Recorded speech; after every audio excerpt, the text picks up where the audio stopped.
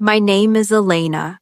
I am 32 years old, and my husband Daniel is 38. We have been married for 8 years, and we have a 6-year-old daughter named Lily.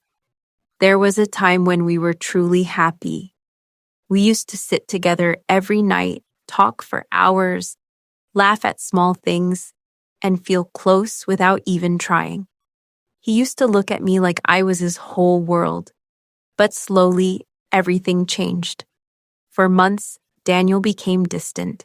He started coming home late, eating in silence, staying on his phone, and going to sleep without even looking at me.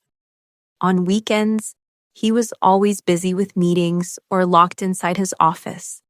I tried to understand. I told myself he was stressed, that it was just a phase, but deep inside, I felt alone.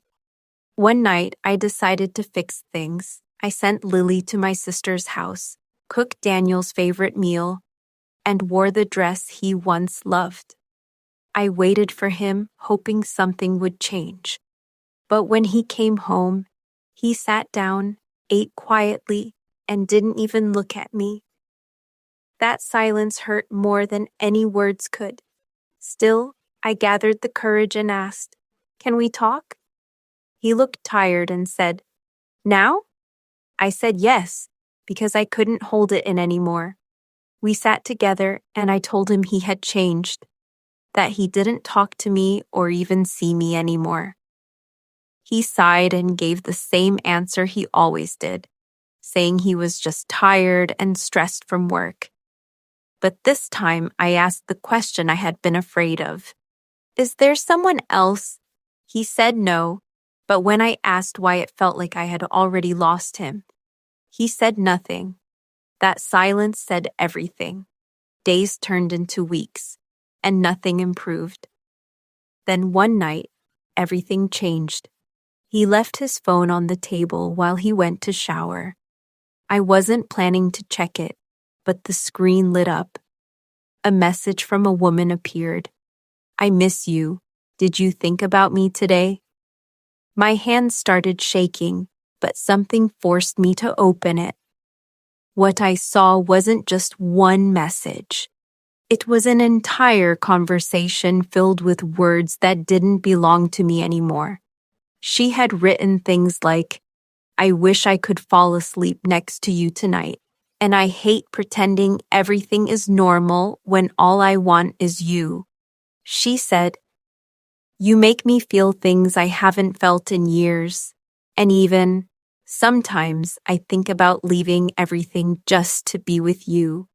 My chest tightened as I scrolled further, but what destroyed me the most were his replies. He wrote, "I can't stop thinking about you either. You're the only one who understands me. With you, I feel alive again." And then the line that broke me completely. "I wish I met you first." In that moment, it felt like I disappeared.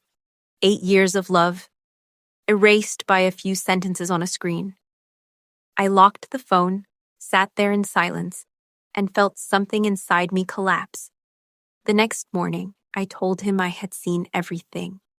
He froze and tried to explain, saying it didn't mean anything, that it was just talking. But I couldn't accept that. I told him he had ignored me for months, and now expected me to believe this was nothing. He begged me not to leave, promising he would end everything and fix our marriage. I stood there for a long time, torn between love and pain.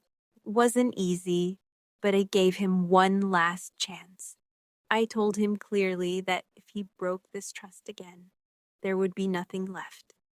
He promised again and again that he wouldn't lose me, and somehow I believed him. For a while, things really changed. He came home early, talked to me, sat with me at night, and held my hand like he used to. Days turned into weeks, and weeks into months. Slowly, life started to feel normal again. We laughed together, spent time as a family, and I began to feel safe. I told myself maybe people can change. I started trusting him again, loving him without fear, giving him my heart once more. But sometimes, the most dangerous thing is not being hurt. It's believing again after being broken. Months later, small things started to change again. He began hiding his phone, giving short answers, coming home late, and becoming distant once more. That same heavy feeling returned. But I didn't want to believe it. I kept telling myself it wasn't happening again. But one night I woke up and saw he wasn't beside me. I walked into the living room and saw him sitting in the dark, smiling at his phone. That same smile he hadn't given me in months. I asked him who he was talking to. He looked shocked, but said nothing. I asked again if he was still talking to her, and when he looked away, I got my answer. Something inside me broke completely this time. I reminded him that he had promised. He said he tried, but I couldn't accept that. I told him this wasn't trying. This was a choice. My voice shook as I reminded him how hard it had been for me to trust him again, how I had given him months and believed in him despite everything. He said he didn't want to hurt me, but I told him he already had again. The room fell silent, heavy with everything we couldn't fix anymore. He said he didn't want to lose me, but I told him he shouldn't have risked me twice. This time, I wasn't confused or weak. I was clear. I went to the room, packed my bag, and held my daughter's hand.